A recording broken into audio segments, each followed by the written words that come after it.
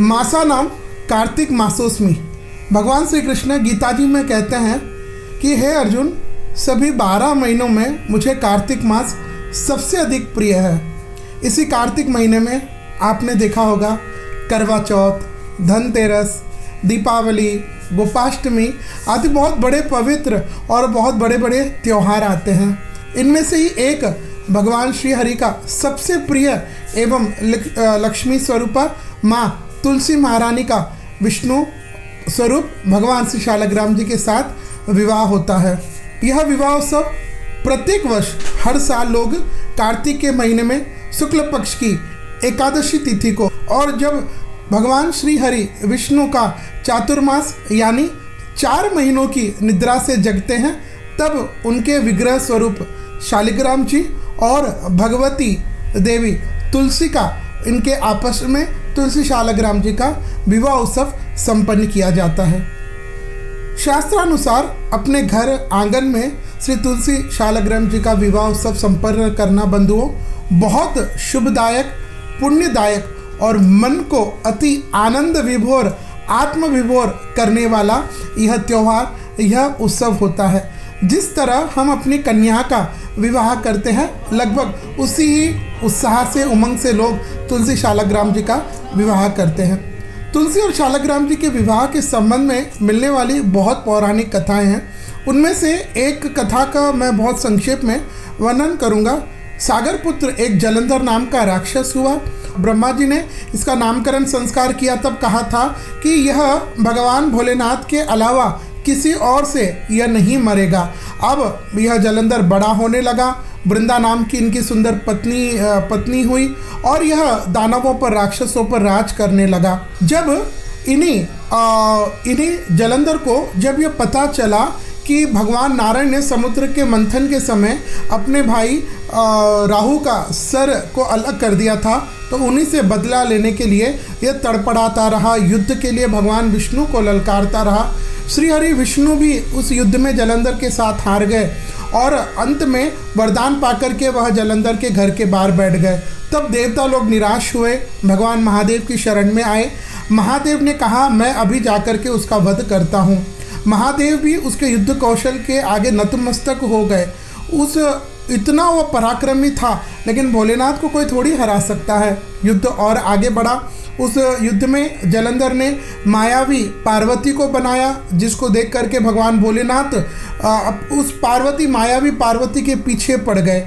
और जैसे ही भोलेनाथ उस मायावी पार्वती के पीछे पड़े, इस जलंधर ने कैलाश पर्वत पर स्थित माँ पार्वती के पास गया और माता पार्वती ने जलंधर को ही भोलेनाथ समझ लिया। जब बाद में पता चला कि ये तो जलंधर है, तो श्राप दिया कि अरे तुमने ये मेरे साथ क्या किया। तब माँ पार्वती ने भगवान विष्णु को बुलाया और कहा कि तुम इस जलंधर की पत्नी का, इसका पतिव्रत तोड़ो, क्योंकि यह जीवित है वृंदा के कारण। तब माँ भगवती पार्वती का आज्ञा पा करके यह भगवान श्री हरि विष्णु जलंधर की पत्नी वृंदा के घर में गए, आंगन में रुके। वहाँ पर उनको एक छल दिखाया, एक गार्डन में उनको एक स्वप्न दिखाया कि उसमें वृंदा ने यह देखा कि उनके पति युद्ध में महिष पर, गधे पर सवार होकर के नग्न अवस्था में सर मंडाए हुए हैं। वृंदा डर गई। उसने बाहर आई, गार्डन में आई, छत पर आई, कहीं भी उसको शांति नहीं मिला। वन में एक ऋषि को वृंदा ने देखा। वृंदा ने ऋषि को प्रणाम करके कहा, युद्ध में मेरे पति की क्या हालत है, मुझे बताइए, मैंने अभी बहुत बुरा स्वप्न देखा है। तब वह ऋषि कोई और नहीं, साक्षात श्री हरि विष्णु थे। उन्होंने 2 उनके जो दूत थे, वानर थे, उनको इशारा किया। उन वानरों ने जलंधर का मरा हुआ सर लेकर के आया, जिसको देख करके वृंदा बहुत घबराई और उन ऋषि से प्रणाम करके निवेदन किया कि आप कृपा करके मेरे पति को वापस जीवित कर दीजिए।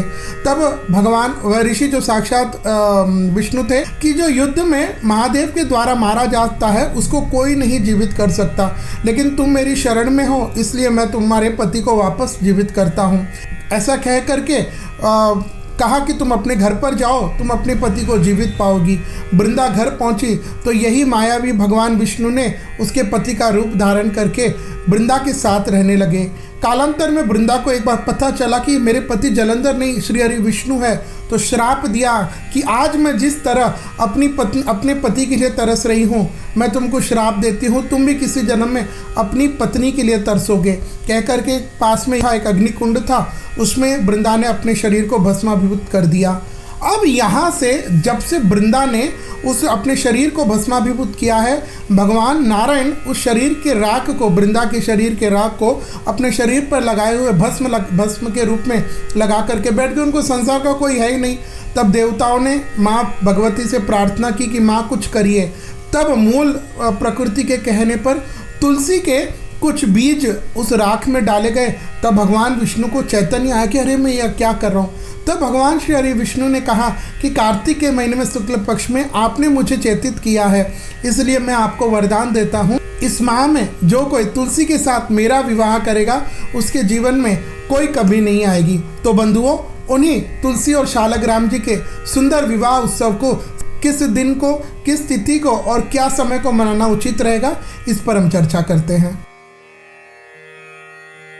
इस साल यह कार्तिक मास के शुक्ल पक्ष की नवमी तिथि यानी आंवला नवमी, जो साधारणतः तुलसी विवाह प्रारंभ हो जाता है, यह बुधवार 2 नवंबर को शाम के 6:13 से 9:12 इस समय के दौरान आप कर सकते हैं।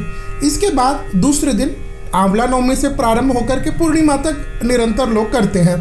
तो इसके बाद दशमी तिथि गुरुवार 3 नवंबर को शाम के 5:51 से रात के 8:57 को आप तुलसी का विवाह कर सकते हैं।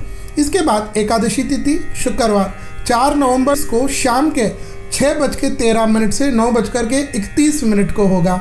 इसके बाद द्वादशी तिथि को यानी शनिवार 5 नवंबर को शाम के 6:11 से 9:11 को तुलसी विवाह आप कर पाएंगे।